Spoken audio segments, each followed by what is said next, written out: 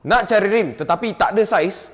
Jangan risau. Hari ini Wan Cina nak review satu rim yang baru sampai, stok baru dan juga semua saiz dia ada.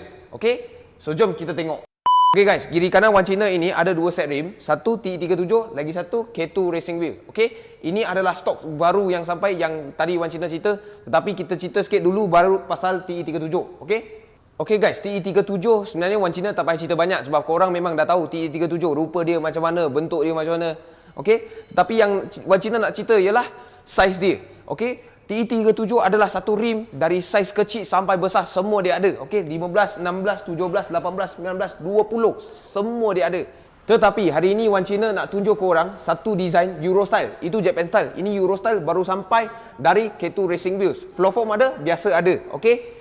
Rim ini dari 15, 16, 17, 18, 19, 20 semua dia ada. Okey? So korang boleh tengok dia ada warna hyper black, warna silver semua ada. Warna hitam nak ada juga. Yang floor form memang lagi ringan, lagi tahan lah. So design dia punya cabang sampai habis, sampai hujung memang nampak besar. Okey, pasal kat kita memang mewah dan sporty. Kenapa? Kenapa sporty? Sebab dia tajam.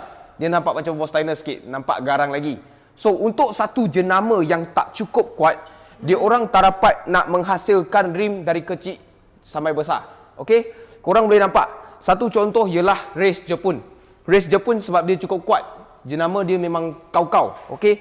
Dia orang dapat buat satu TE37 model ini yang hangat dari saiz kecil sampai saiz besar. Okey? Untuk satu model yang tak cukup hangat, dia tak dapat buat sebanyak macam ni. Saiz dia kecil sampai besar. Tetapi K2 Racing Line dalam market dah 20 lebih tahun, dekat 30 tahun sudah. Okey? Rim ini memang cukup kuat baru dia boleh buat macam ini. 15 sampai 20. Sesiapa yang nak beli memang boleh.